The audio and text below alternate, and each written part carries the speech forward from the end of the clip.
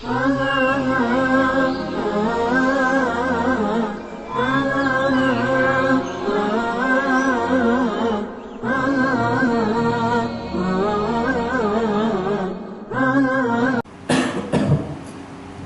alaikum wa rahmatullahi wa barakatuh. Un petit rappel du cours de la semaine dernière, où on s'était arrêté sur la dernière des erreurs qui font sortir de l'islam. Et on avait dit que c'était le fait de croire et d'attacher de l'importance au porte-bonheur. On avait parlé de certains Arabes qui accrochent des pattes de lapin, ou plutôt des pattes de loup, des morceaux de chair de loup. Et nous, on avait cité quelques exemples qu'on trouve en France comme porte-bonheur, c'est le fait d'accrocher des pattes de lapin, ou bien des trèfles à 4 feuilles, ou bien des fers à cheval. Bref, toutes ces croyances-là n'ont rien à voir avec l'islam. Au contraire, celui qui pense que c'est son pendentif, son porte-bonheur qui le protège en dehors d'Allah, celui-là est carrément sorti de la religion. Et s'il pense juste que c'est un sabab, un intermédiaire entre lui et Allah, et c'est la cause par laquelle Allah va le protéger, on a dit que c'était de la petite association, du shirk asghar. Et on peut citer aussi, parmi certaines croyances aqaid batila, certaines croyances infondées, le fait de penser que passer sous une échelle, ça va porter malheur. Le fait que le vendredi coïncide avec le 13 du mois, ça porte malheur.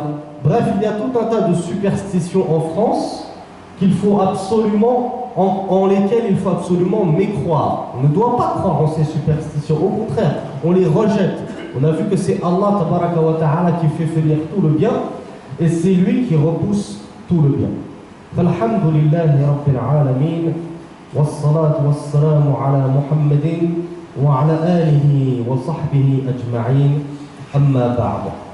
La deuxième partie, donc, on avait dit الشرك الأصغر وبعض مظاهره ووسائل الشرك. Donc la deuxième partie, elle va porter sur la petite association, donc celle qui ne fait pas sortir de la religion, ainsi que sur certains rites qui peuvent, lorsqu'on dit rites, sur certains actes, certains cultes, certaines façons de faire, qui peuvent pousser à l'association. Alors qu'en eux-mêmes, ce n'est pas de l'association, ce n'est pas du shirk, mais c'est un moyen qui contribue à tomber dans l'association. Et juste avant de voir ça, je veux encore faire un énième rappel. On l'a déjà énormément rappelé, mais c'est très très important. Pour toutes les erreurs qui ont précédé et qui constituent du shirkun akbar, de la grande association, on vous a déjà expliqué innama alaykumul bala, la al-hukm, la tahkumu bi anna fulan wa fulan kafir, ou asbaha kafiran wa sara kafiran ba'da an kana muwahhidan. Donc on vous a dit, vous n'êtes chargé que de transmettre la religion et faire le bon conseil. Et vous n'êtes pas là pour faire tomber les têtes et dire un tel il est mécréant, un tel il est devenu mécréant, un tel c'est un musulman, mais je l'ai vu, il a fait telle erreur et le shir sur le mimbar il a dit que cette erreur ça faisait sortir de la religion, donc il est sorti de la religion. Il faut savoir que al-amru ghayru hayyin, c'est une affaire qui est très litigieuse, elle est très dangereuse. Car le prophète sallallahu alayhi wa sallam, il a dit, si tu dis à ton frère anta kafir, eh bien c'est l'un des deux sur lequel ça va tomber. Si ce n'était pas lui qui est kafir, c'est toi qui vas devenir kafir. Donc vous voyez, c'est très dangereux de jeter l'anathème comme ça sur les gens. Toi tu es sorti de la religion, toi tu es sorti de la religion. Parce que si tu te trompes, ça va retomber sur ta pomme. Donc faites attention mes frères, ça c'est une affaire, on l'a dit, c'est réservé aux grands ulama.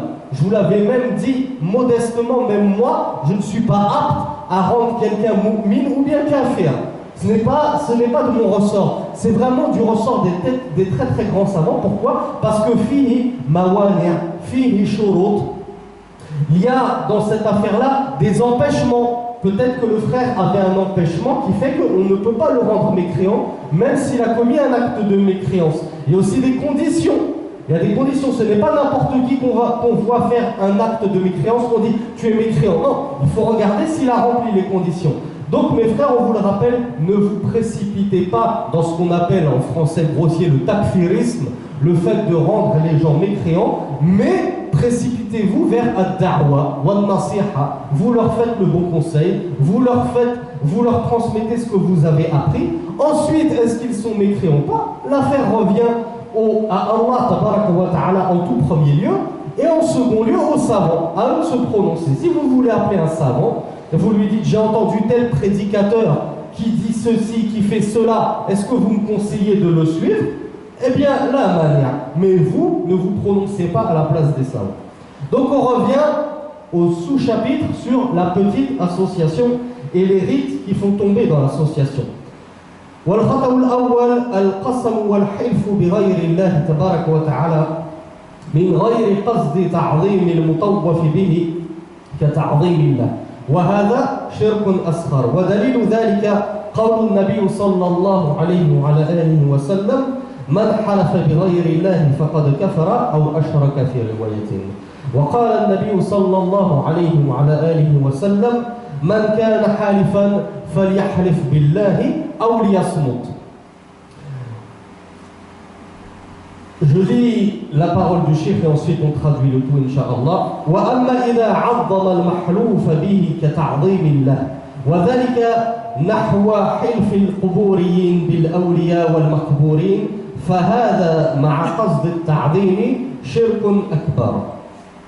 Donc la première erreur, c'est le fait de jurer par autre qu'Allah. Et ô combien on ne trouve pas cette erreur encore parmi nous les musulmans en 2017, surtout chez les jeunes. Je dis surtout chez les jeunes, ça veut dire que ça n'exclut pas les plus âgés. Même chez des plus âgés, et moi je connais des personnes qui à 67 ans jurent encore sur la tête de leurs enfants. Donc l'erreur, la première erreur qui constitue du shirkun asghar, de la petite association, c'est le fait de jurer sur un autre qu'Allah. Je jure sur la tête de ma mère, je jure sur la tête de mon père, je jure sur la tête de mes enfants. Et ceci car le prophète sallallahu alayhi wa sallam a dit: quiconque jure sur un autre qu'Allah, il a certes apostasié. Et dans une version, il a certes associé à Allah tabaraka wa ta'ala. Et dans un autre hadith, le prophète sallallahu alayhi wa sallam nous dit que celui qui doit absolument jurer, eh bien qu'il jure par Allah tabaraka wa ta'ala ou qu'il se taise. Si tu n'es pas prêt à jurer par ton Créateur et ton Seigneur, eh bien tais-toi et ne jure pas. C'est préférable pour toi. D'ailleurs, Ibn Mas'ud radiyallahu anhu, il nous disait: je préfère jurer sur Allah en disant un mensonge. Et on l'avait vu dans les cours précédents à quel point le mensonge est une abomination dans notre religion. C'est vraiment un grand péché de mentir. Ce n'est pas comme les Occidentaux pensent, eux ils mentent à longueur de journée et ça les fait rire. Et ils se disent: c'est pas grave, mentir, c'est pas un grand péché. Non, non, mentir c'est un très grand péché. À tel point que Abdullah ibn Mas'ud a dit: je préfère mentir en jurant sur Allah tabaraka wa ta'ala plutôt que de dire la vérité en jurant sur un autre qu'Allah. Donc vous voyez, le mensonge c'est un très grand péché. Mais jurer sur un autre qu'Allah, c'est encore plus gravissime. Et c'est un péché encore plus grave que de simplement mentir. Donc jurez sur Allah en permanence ou taisez-vous. Mais ne jurez pas sur la tête de vos parents, la tête de vos enfants. Et comme l'évoque le cheikh, il nous a dit, ça malheureusement, pour eux, vous allez encore dire que j'ai un problème avec les soufis, mais c'est vrai qu'on le rencontre chez certains soufis qui sont tombés dans l'erreur qu'on avait vu, le fait de révérer à outrance leurs awliya, leurs saints. Ils les adorent presque au même niveau qu'Allah, à tel point que lorsqu'ils veulent jurer, ne vont pas jurer sur Allah, ils vont dire: je jure par Cheikh Foulan, je jure par Cheikh Intel, je jure par Cheikh Al-Jirani et je ne sais qui, et Cheikh Abdul Qadir et je ne sais qui. Donc ils vont non plus jurer par leur créateur, mais ils vont jurer par leur gourou. Donc ça, on a dit, c'est de la petite association. Et le cheikh nous explique que ça peut même devenir de la grande association et faire sortir de l'islam lorsque la personne sur laquelle vous jurez sur elle, non pas parce que vous l'aimez bien, mais parce que vous l'avez déifiée au même titre qu'Allah. C'est ce qu'on avait vu, le fait de déifier et d'honorer ses chouyours en les plaçant au même rang qu'Allah. Donc, certains soufis, malheureusement, ils pourraient jurer sur Allah en mentant. On leur dit mens et jure sur Allah, ils seraient prêts à le faire si tu leur places un poignard là. Mais si tu lui places le même poignard et que tu lui dis jure sur ton shirk, jure sur ton wali, en mentant il va te dire non, uqtulni, je préfère la mort plutôt que de mentir en jurant sur mon shirk. Donc là, lorsque la vénération du shirk devient si grande qu'elle précède la vénération d'Allah et qu'elle est supérieure à la vénération d'Allah, au point qu'on pourrait jurer sur Allah en mentant, mais jamais on se permettrait de mentir en jurant sur son shirk, et bien là ça devient du kufrun akbar, du shirkun akbar, de la grande association qui fait sortir de la religion. La deuxième erreur, et on va la faire suivre par la troisième et dernière erreur du chapitre, car elle se ressemble beaucoup, اتخاذ القبور مساجد وهذا بدعة ومحرم ووسيلة إلى الشرك بأصحابها وذلك لقول النبي صلى الله عليه وعلى آله وسلم لعن الله اليهود والنصارى اتخذوا قبور أنبيائهم مساجد ألا لا تتخذوا القبور مساجد فإني أنهاكم عن ذلك كما رواه الإمام البخاري والإمام مسلم. ويقول الشيخ وكل موضع قصدت فيه الصلاة صار مسجدا. هذه قاعدة. Et donc la deuxième erreur, on poursuit car elle ressemble, ou plutôt la troisième et dernière erreur, الصلاة عند القبور والدعاء عندها بدعة ووسيلة إلى الشرك وذلك لقول النبي صلى الله عليه وعلى آله وسلم ولا تصلوا إلى القبور كما رواه الإمام مسلم وكذلك فيما روي عن عمر بن الخطاب رضي الله عنه أنه رأى أنسا يصلي عند قبر لا يعلمه ما كان يدري أن فيه قبر فقال له عمر القبر ينهاه عن ذلك وقال النبي صلى الله عليه وعلى آله وسلم لا تتخذوا القبر مساجد أو لا تتخذوا القبور مساجد. ويقول الشيخ ختاما لذلك والمساجد يدعى الله فيها أبلغ دعاء فعلم منه النهي عن الدعاء عند القبور إلا إذا كان الدعاء لصاحب القبر بالمغفرة والرحمة والتثبيت فهذا مما جاءت السنة به والمقبور في حاجة إلى أن يدعى له كما كررناه مرارا. Donc la troisième et la quatrième erreur pour terminer ce cours mes frères, c'est le fait de prendre les tombes comme des mosquées. Et qu'est-ce qu'une mosquée? Le cheikh nous donne la définition de la mosquée. C'est tout endroit dont on se sert pour se prosterner devant Allah. Mosquée, c'est pas forcément quelque chose de super bien bâti comme on le voit ici. À partir du moment où on a un petit lopin de terre et qu'on décide tout le temps de faire sa prière là-dedans, eh bien ça devient une mosquée, ça devient une masjid. Je vous épargne les détails de langue arabe, ismul makan, maf'al, min fi'li fa'ala maf'al, donc masjid, min fi'li sajada yasjudu masjid. Donc al-masjid, c'est juste l'endroit, al-makan alladhi tasjudu fihi. Donc le prophète sallallahu alayhi wa sallam nous a dit Dieu a maudit les juifs et les chrétiens car ils ont pris les tombes de leurs prophètes comme des mosquées, comme des lieux où on se prosterne et où on fait la prière.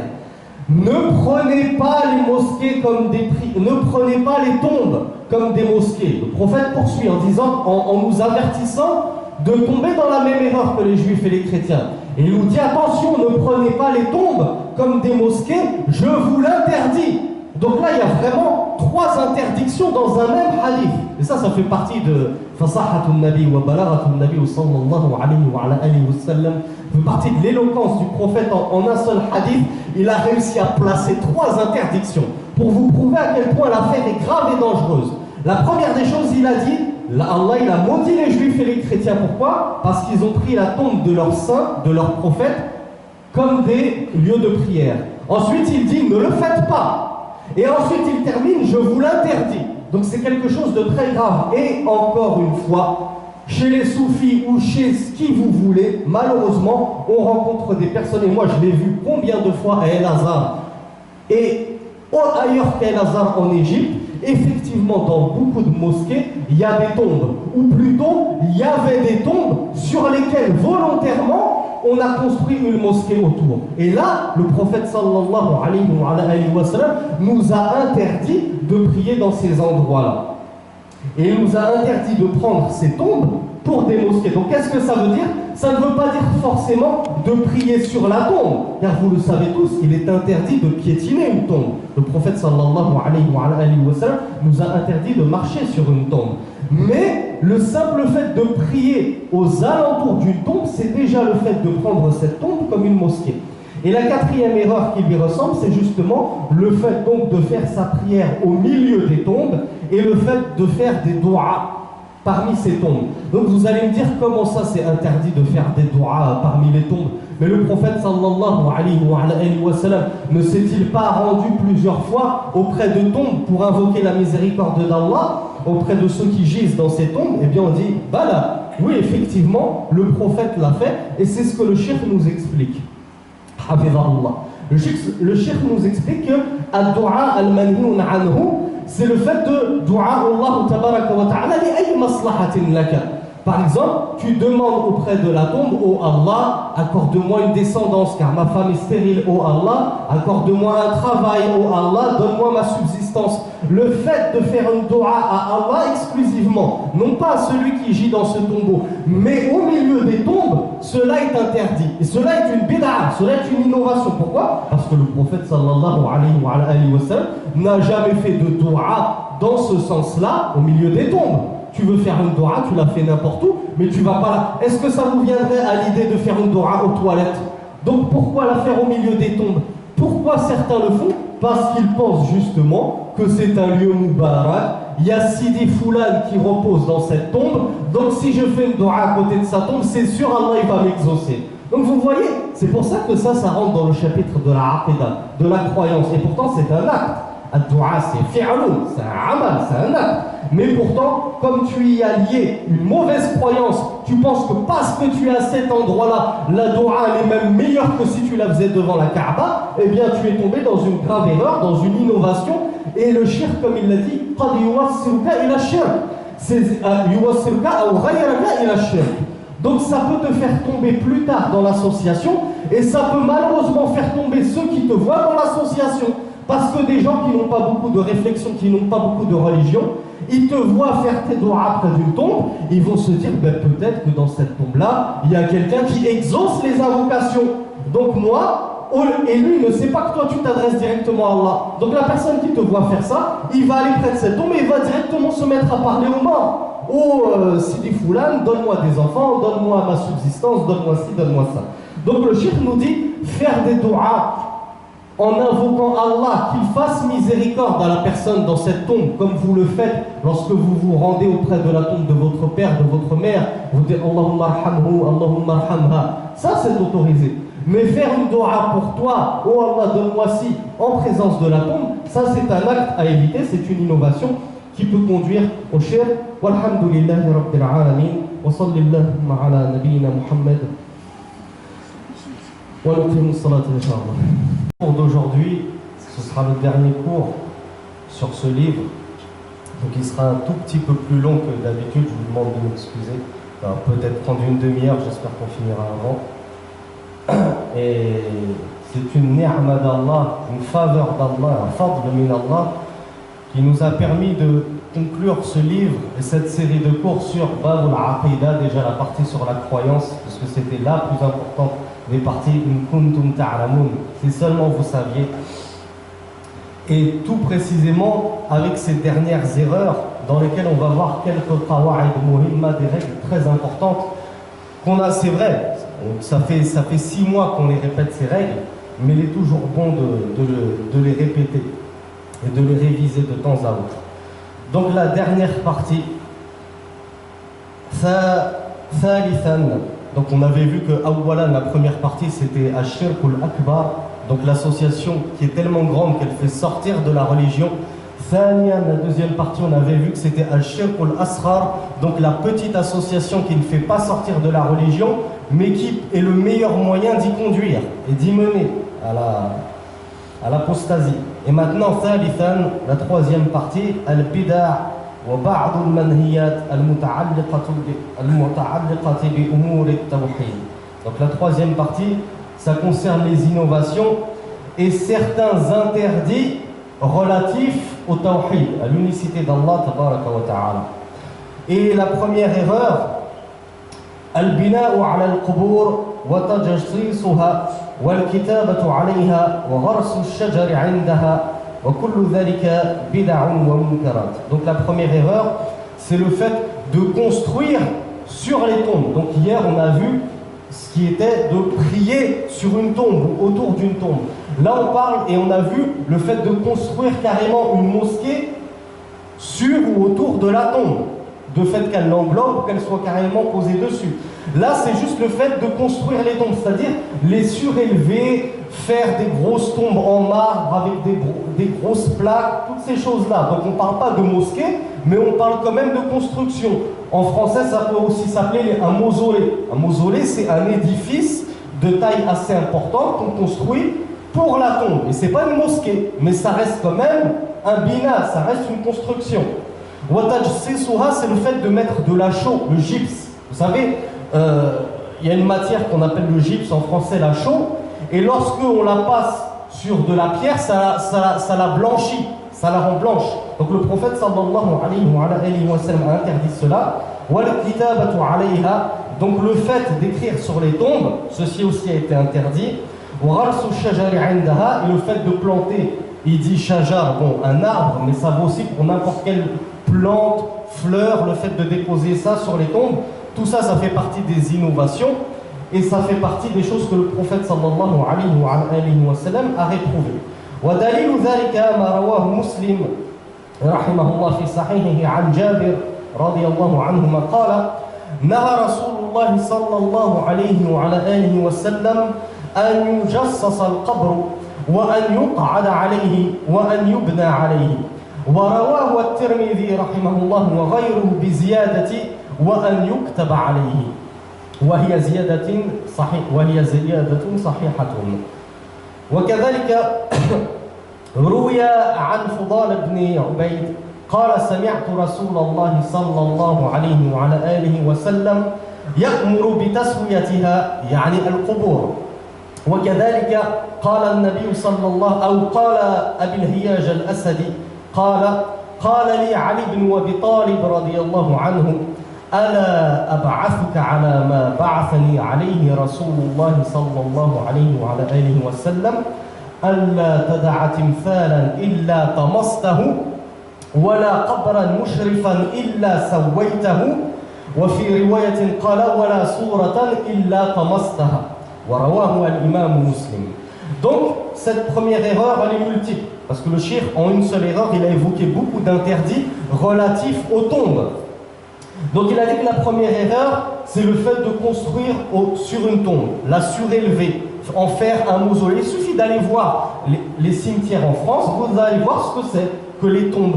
Et comparer avec vos cimetières que vous avez au bled, ou alhamdoulilah, que ce soit au Maghreb ou en Afrique, où toutes les tombes sont quasiment aplaties, avec au mieux une pierre. En France, ça n'a rien à voir. Toutes les tombes sont surélevées avec des images, quand c'est pas des croix, des statues d'anges, toutes ces choses-là. Donc le prophète sallallahu alayhi wa sallam, il a interdit de construire au-dessus des tombes. Une tombe, c'est quelque chose de plat en islam. Il n'y a rien au-dessus.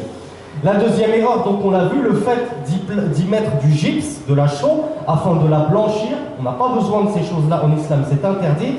Le fait d'écrire dessus, c'est aussi interdit. Alors, certes, vous allez me dire, on ne vit plus à l'époque du prophète sallallahu alayhi wa sallam, où Al-Baqi', dans son cimetière à Médine, ils étaient tellement peu nombreux qu'ils savaient exactement quel sahabi était enterré ici ou là. Et maintenant, on est des millions et des millions. Dans nos cimetières, ce serait impossible d'y retrouver son père ou sa mère si on ne met pas un petit écriteau. Donc les savants ont dit, les darura, parce que c'est un cas de nécessité, vous pouvez mettre juste le nom de la personne qui est enterrée afin de pouvoir la différencier. Mais ce n'est pas la peine d'écrire, par exemple, comme on le voit, sa date de naissance et sa date de mort. وَكَانَ تَقِيًّا وَكَانَ كَذَا وَكَذَا وَالْمُهَنْدِسَ الدُّكْتُرْ هَكَذَا وَهَكَذا. Tout ça, c'est interdit. Vous avez juste à mettre le nom, le prénom, pour savoir que c'est Foulan, c'est un tel qui est enterré là. Le fait de mentionner autre chose, eh bien ça rentre dans l'interdiction du kitabatun ala al-qabr, le fait d'écrire des choses sur les tombes. Ça, c'est interdit. Et enfin, donc on a vu, Rarsu Shajar, le fait de planter des arbres, des plantes, des fleurs, et ça encore, c'est une pratique qu'on rencontre beaucoup chez les non-musulmans, notamment en France, chez les Ahlul Kitab, enfin. La plupart des Français sont plus athées que Ahlul Kitab, que gens du livre, mais c'est une pratique des non-musulmans de prendre un bouquet de fleurs et de le poser sur une tombe. Donc, qui dit pratique des non-musulmans, dit nous, on se doit de nous distinguer de cela, et en plus, le prophète sallallahu alayhi wa sallam l'interdit. Donc nous, lorsqu'on visite les tombes, on ne pose pas de bouquet de fleurs, même si on le voit tout autour de nous en France. Donc, d'où est-ce qu'on tire toutes ces interdictions? On le tire d'un hadith authentique rapporté par Muslim rahimahullah, où Jabir radiallahu anhu nous dit, le prophète sallallahu alayhi wa sallam a interdit que l'on blanchisse les tombes, donc on blanchisse avec de la chaux, du gypse les tombes, et qu'on s'assoit dessus. Si vous vous souvenez, on avait expliqué hier que le prophète sallallahu alayhi wa sallam, il a interdit de piétiner une tombe et de marcher dessus. Donc que dire? Non seulement je marche dessus, mais en plus je m'assois et j'y dois monter. C'est totalement interdit ça. Ça fait partie du manque de respect de la tombe. Or, un mort, on lui doit le respect comme il l'était de son vivant. Et il a interdit à ce qu'on construise des choses sur la tombe. Et dans une version de ce hadith rapporté par At-Tirmidhi rahimahullah, il a aussi rajouté et à ce qu'on écrive sur les tombes. Tout ceci donc est interdit dans un hadith authentique du prophète sallallahu alayhi wa sallam. Et dans un autre hadith qui a été rapporté par Fudalat ibn Ubayd, il a dit, j'ai entendu le messager d'Allah sallallahu alayhi wa sallam ordonner ya'muru bi taswiyatiha. C'est-à-dire il a ordonné à ce qu'on aplanisse les tombes. Et le prophète sallallahu alayhi wa sallam, encore une fois, dans un cas de nécessité, afin que l'on puisse distinguer qu'est-ce qui est une tombe de ce qui n'en est pas, il a autorisé à l'extrême limite d'élever la tombe d'un chibre. Vous savez ce que c'est que le chibre? Le chibre, c'est un empan. Un empan, c'est l'écart que vous avez entre le pouce et le petit doigt. Donc cet écart-là, c'est ce qui correspond à un chibre. Donc chez moi, ça fait grosso modo 20 cm. Donc ça, c'est vraiment aqsa ma abahahu nabi sallallahu alayhi wa sallam. La limite extrême que le prophète a autorisée pour surélever la tombe, c'est un chibre. Donc une quinzaine, une vingtaine de centimètres, mais pas plus. On n'a pas le droit d'élever davantage la tombe. Au contraire, le prophète sallallahu alayhi wa sallam, comme on le voit dans ce hadith, il a ordonné qu'on aplatisse les tombes. Et d'ailleurs, Abil Hiyaj al-Asadi nous rapporte et il nous dit Ali ibn Abi Talib. Donc vous savez tous qui il est, radiyallahu anhu, le gendre du prophète qui a été ensuite le 4e calife de l'islam. Il lui a dit, donc Ali ibn Abi Talib lui a dit, ne t'enverrai-je pas avec la mission par laquelle le prophète sallallahu alayhi wa sallam m'a envoyé moi-même, à ce que je ne délaisse aucune statue sans que je ne la détruise. Donc, premièrement, à ce que je ne délaisse aucune qabran mushrifan, une tombe justement surélevée qui dépasse de cette longueur d'un empan, sans que je ne la planisse. Et enfin, dans une version de ce hadith, il a aussi ajouté et à ce que je ne délaisse pas une soura, donc une représentation, une image, une figure, une statue, n'importe quoi, sans que je ne l'efface, que je la détruise. Et le hadith est authentique, il a été rapporté par Muslim. Donc vous voyez que le prophète sallallahu alayhi wa sallam avait coutume d'ordonner à ses compagnons, lorsqu'il les envoyait en mission, de détruire les statues, les représentations, et lorsqu'ils voyaient des tombeaux surélevés, des mausolées, de les aplatir. Donc c'est la sunna. Ne pensez pas que ceux qui s'amusent à détruire les tombeaux surélevés pour les aplatir, ils ont contredit la sunna. Non, c'est la sunna. Mais par contre, ce n'est pas donné à n'importe qui. C'est le gouverneur c'est le gouverneur qui décide de cela, ainsi que ses émissaires, ses ministres. C'est pas toi, tu vas aller Ce soir, tu as entendu le cours, tu vas dans le cimetière le plus proche de chez toi et tu te mets à saccager, à détruire et à faire du grabuge dans ton cimetière et à aplanir toutes les tombes. Mais normalement, ça relève du devoir du gouverneur, dans un pays en tout cas musulman, d'aplanir toutes les tombes qu'il se trouve dans son pays. La deuxième erreur, إقامة الاحتفالات المختلفة بقصد التقرب بذلك إلى الله تبارك وتعالى وذلك مثل الاحتفال بالمولد النبوي وبالهجرة ورأس السنة الهجرية والاحتفال بالإسراء والمعراج ونحوها. وهذه الاحتفالات بدعة لأنها اجتماع على أعمال يقصد بها التقرب إلى الله تبارك وتعالى والله لا يتقرب إليه إلا بما شرع ولا يعبد إلا بما شرع فكل محدثة في الدين بدعة والبدع منهي عنها لقول الله تبارك وتعالى أم لهم شركاء شرعوا لهم من الدين ما لم يأذن به الله.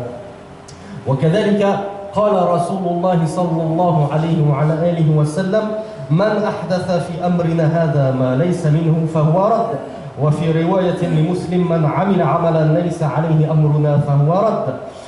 وكذلك في قوله صلى الله عليه وعلى آله وسلم وكل محدثة بدعة وكل بدعة ضلالة كما رواه الإمام مسلم. وفي الحديث المشهور لعرباض بن سارية رضي الله عنه قال رسول الله صلى الله عليه وعلى آله وسلم عليكم بسنتي وسنة الخلفاء الراشدين المهديين من بعدي تمسكوا بها وعضوا عليها بالنواجذ وإياكم ومحدثات الأمور فإن كل محدثة بدعة.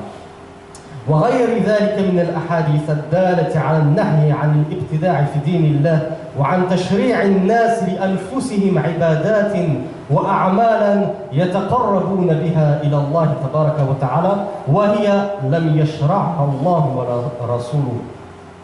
Donc là c'est une erreur très importante, yunasibu al-hal wa yunasibu al-zaman. Donc la deuxième erreur, c'est le fait d'innover des fêtes en cherchant à se rapprocher en plus par Allah par ces fêtes. Et le cheikh nous cite par exemple Al-Mawlid al-Nabawi. Donc là, ça va faire grincer des dents beaucoup d'entre vous. La vérité doit être dite, même si ça ne plaît pas forcément à tout le monde.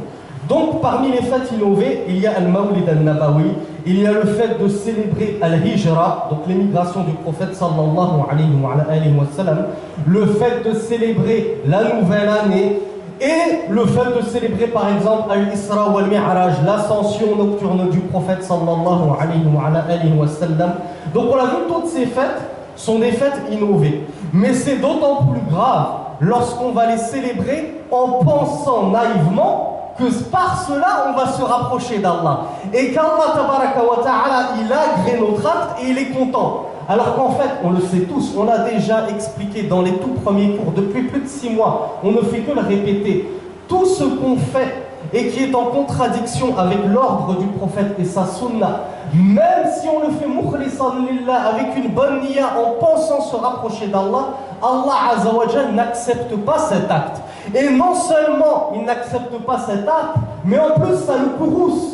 Pourquoi ça courrouce Allah? Pourquoi ça le met en colère? Alors que vous, naïvement, vous cherchez à plaire à votre Seigneur. Parce que le prophète, sallallahu alayhi wa sallam, nous a dit, celui qui fait un acte sur lequel nous n'avons pas mentionné notre ordre, son acte, il est rejeté. Et dans un autre hadith similaire, il nous dit, celui qui innove dans notre religion une innovation, eh bien son innovation est à rejeter. Et dans un autre hadith, le prophète, sallallahu alayhi wa sallam, nous dit, je vous enjoins à vous accrocher à ma sunna, ma tradition, et la tradition des califes bien guidés qui viendront après moi. Accrochez-y vous fermement, voire même mordez-y à pleines dents pour ne pas passer à côté, pour ne pas vous fourvoyer. Et je vous mets en garde à vous contre les innovations, car toute innovation, donc en français c'est difficile de traduire parce qu'on n'a que le mot innovation.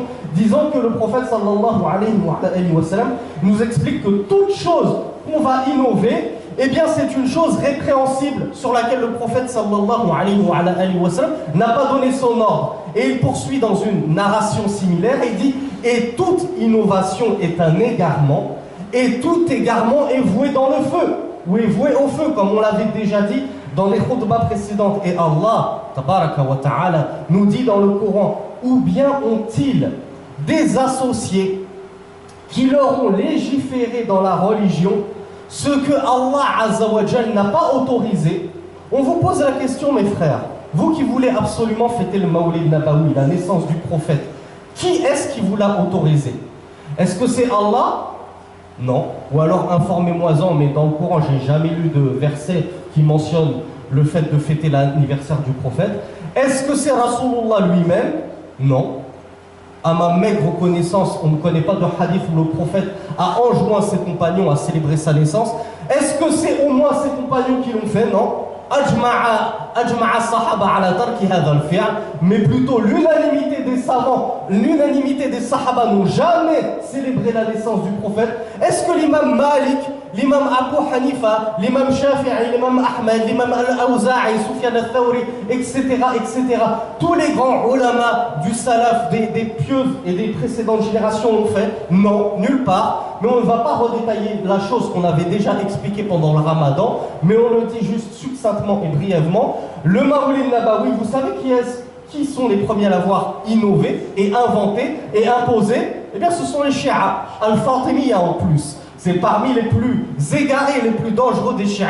Il y a les Fatimiyya, ceux qui ont quasiment divinisé Ali, Fatima et Ahlul Bayt. Ce sont eux qui ont inventé ce Mawlid. Et nous, malheureusement, les sunnites, comme des moutons, on suit leurs égarements. Et non seulement ils ont innové, comme on l'avait dit, le Mawlid al-Nabawi, mais en même temps, ils ont innové aussi le Mawlid al-Fatimi, ou le Mawlid al-Alawi, ou le Mawlid al-Husayni. Donc ils ont innové le fait de célébrer l'anniversaire de Ali ibn Abi Talib, ou Fatima, ou al-Husayn, ou al-Hassan, ou jami'a ahli al-Bayt, sallallahu alayhi wa ala alihi wa sallam alayhi. Donc, puisque Allah Azza wa Jalla et son prophète n'ont rien fait descendre à ce sujet-là, ils ne nous ont pas permis et autorisé de célébrer ces choses-là, eh bien on s'en écarte, on sait que ce n'est pas une bonne chose à faire, mais au contraire c'est une chose à délaisser si on ne veut pas s'attirer le courroux d'Allah. Alors que nous on pense naïvement qu'on se rapproche d'Allah, mais Allah il est fâché contre nous lorsqu'on innove dans la religion ce qu'il n'a pas autorisé. Et entre parenthèses, parce qu'on l'avait encore déjà expliqué dans un cours pendant le mois de Ramadan, si absolument vous teniez à célébrer le Mawlid al-Nabawi, sachez que les ulama ne savent même pas réellement et avec précision quand est né le prophète sallallahu alayhi wa sallam. La seule chose sûre, c'est qu'il est né un lundi. Et la seule chose sûre, c'est qu'il est né le lundi et c'est qu'il est mort le lundi 12 Rabi' al-Awwal, de l'année 13 de l'Hégire. Donc lorsque vous célébrez une fête innovée le 12 Rabi' al-Awwal, c'est-à-dire dans 4 jours, eh bien ce qui est sûr c'est que vous êtes en train de célébrer la mort du prophète. Ça c'est sûr, car il est mort le 12 Rabi' al-Awwal. Donc déjà je ne comprends pas comment on peut se réjouir de la perte de notre ère le plus cher. L'être humain qui est plus cher à nos yeux que notre propre mère et notre propre père. Il est mort le 12 et nous on est là, on est content, on fête ça. Alors qu'on devrait pleurer ce jour-là. Mais on ne justifie pas les débordements des chiites qui, eux, pendant leur Ashura, se fouettent et se cisaillent et se tailladent le corps. Mais bon, ce qui est sûr, c'est que le prophète sallallahu alayhi wa sallam est mort le 12 Rabi' al-Awwal. Et certes, Jumhur al-Ulama, la majorité des savants ont dit qu'il est très certainement né le 12 Rabi' al-Awwal, mais ce n'est pas une chose sahih authentifié, c'est juste Rarabatu Dhan, c'est le penchant le plus probable, mais ce n'est pas certifié. Et d'ailleurs, sachez, comme le rapporte l'imam Ibn Kathir ou l'imam Al-Albani rahimahumullah, c'est que les seuls ahadiths authentiques ou les plus authentiques qui se dégagent du lot concernant As-Sira al-Nabawiyya, la vie prophétique, c'est qu'il serait vraisemblablement né le 8 Rabi' al-Awwal. Oh, c'est aujourd'hui. Vous l'avez tous raté. Dommage pour vous. Donc celui qui voulait célébrer son Mawlid al-Nabawi, qu'il sache qu'il l'a raté. Parce que de toute façon, passe le Maghrib, on n'est plus le 8. On est maintenant Laylatul Tasi'a. Donc vous l'avez raté selon l'avis de l'imam que vous, les Maghrébins, vous suivez en majorité l'imam Malik. L'imam Malik, il voyait que le Mawlid al-Nabawi, que la naissance du prophète, le plus vraisemblable, c'est qu'il était né le 8, lundi 8, Rabi' al-Awwal. Il y a d'autres savants qui ont dit que c'était le 10, il y en a d'autres qui ont dit que c'était le 12, et il y en a même, mais c'est un avis très faible, qui ont dit de toute façon, c'est même pas en Rabi' al-Awwal, c'est en Ramadan. Mais bon, ça c'est un avis vraiment très faible. Donc vous voyez, déjà, si vous tenez à célébrer la naissance du prophète, Aslan, on ne sait même pas réellement et de manière sûre et péremptoire quand est-ce qu'il est né exactement.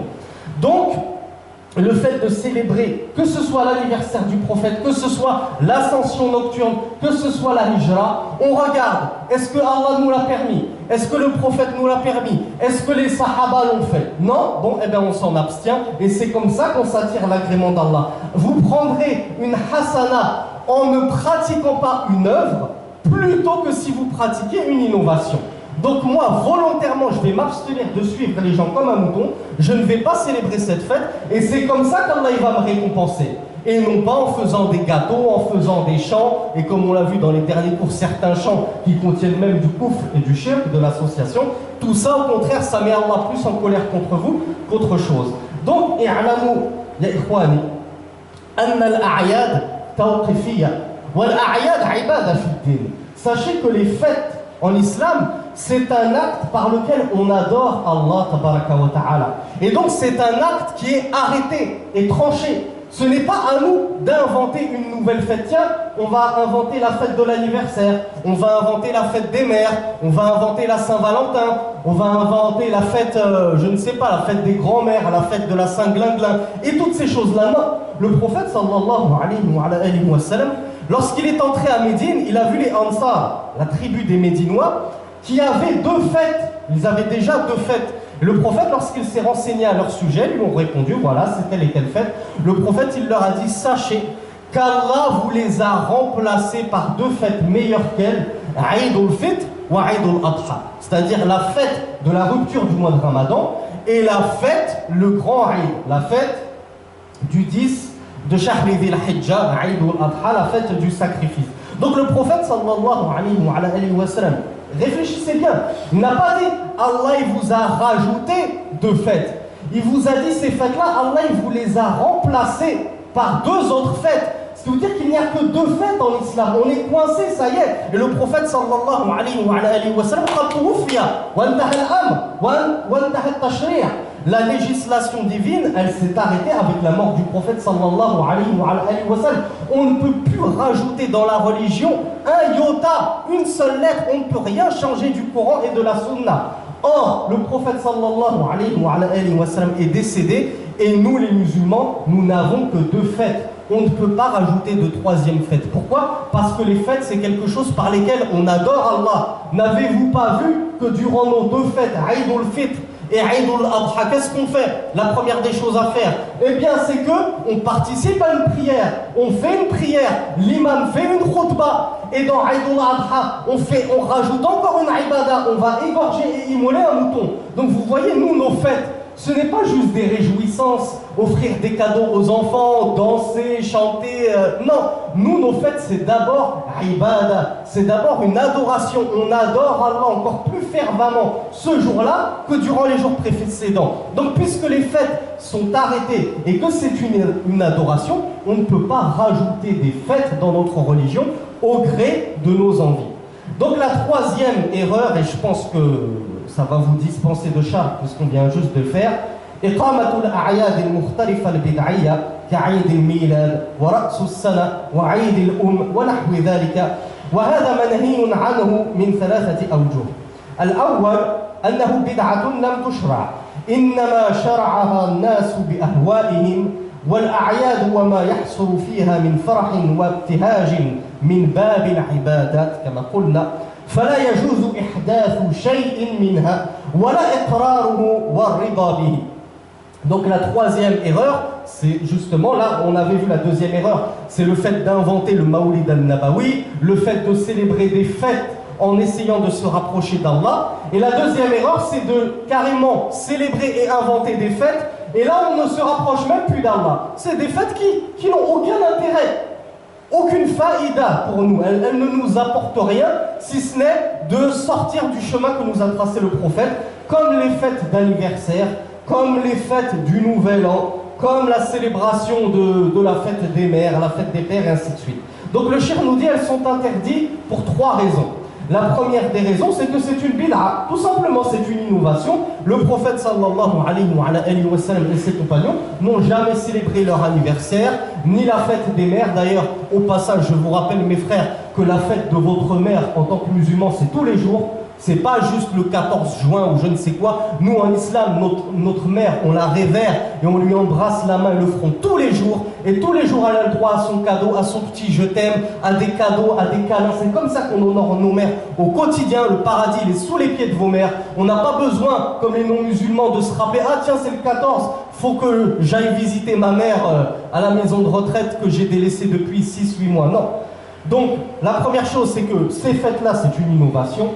La deuxième chose, الثاني أن لأهل الإسلام عيدين كما قلنا في السنة لا غير عيد الفطر حين يفرح الناس بإتمام الصيام وعيد الأضحى والنحر وأيام منى وبعده وقد روى الإمام أحمد وأبو داود والترمذي والنسائي وجمع غيرهم بإسناد صحيح عن عقبة بن عامر رضي الله عنه عن النبي صلى الله عليه وعلى آله وسلم قال يوم عرفة ويوم النحر وأيام منى عيدنا أهل الإسلام وتنبهوا إلى كلمات عيدنا أهل الإسلام وفي رواية روى الشيخان عنه قال إن لكل قوم عيدا وهذا عيدنا إن لكل قوم عيدا وهذا عيدنا يعني أهل الإسلام ففي الإضافة دليل اختصاص الأعياد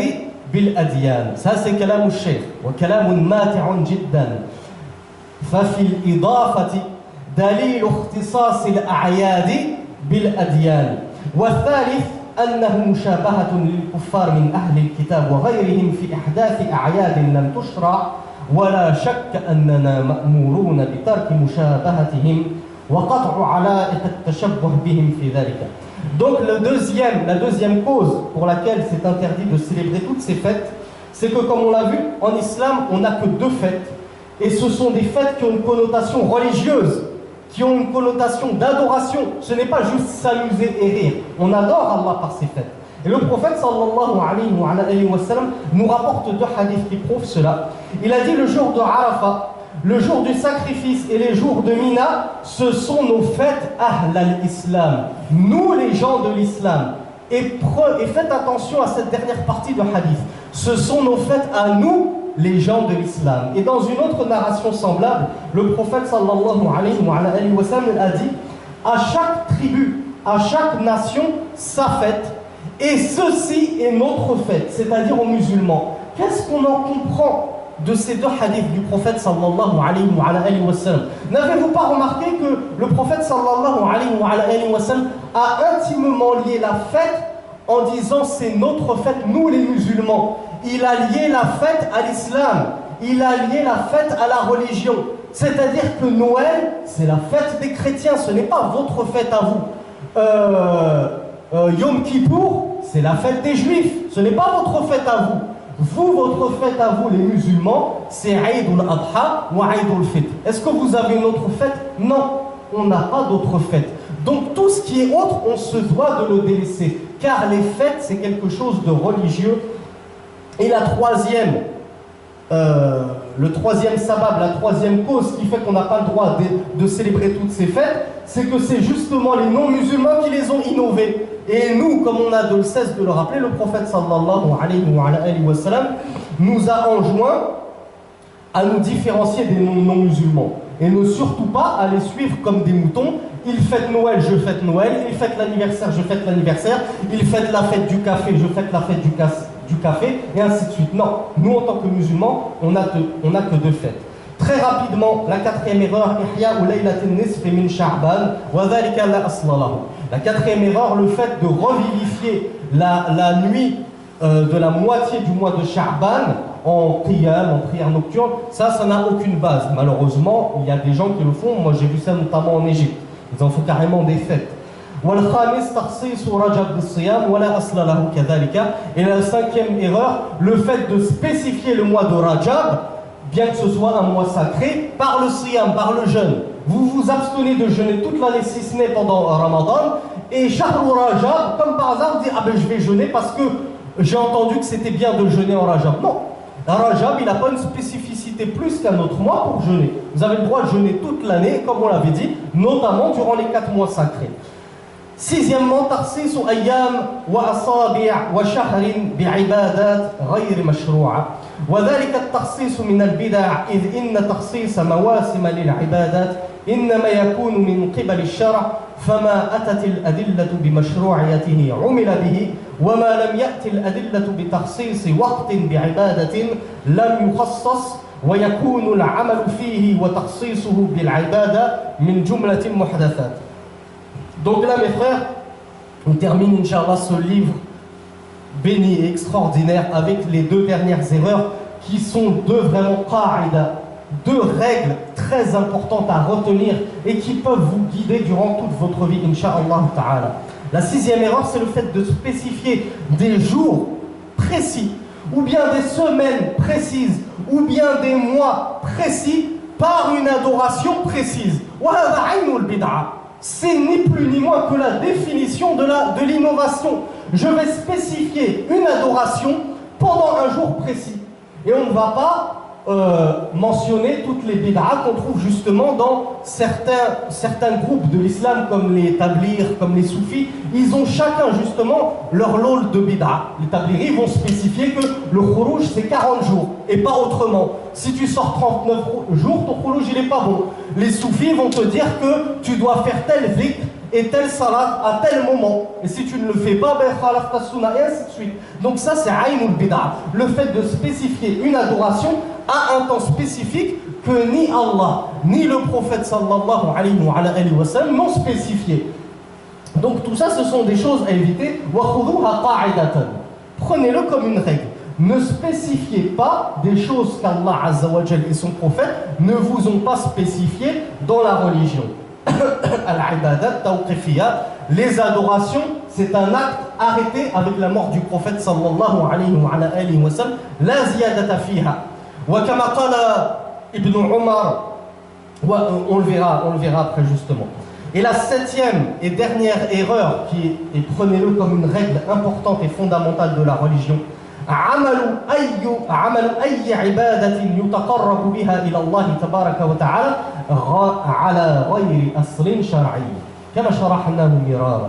فكل هذا من البدع والبدع مذمومة في الشريعة لقول النبي صلى الله عليه وعلى آله وسلم وكل بدعة ضلالة وهذا عموم لكل محدثة لكل محدثة يتقرب بها إلى الله فهي ضلالة فليس في البدع في الدين بدعة حسنة ليس في الدين بدعة حسنة كما يزعمه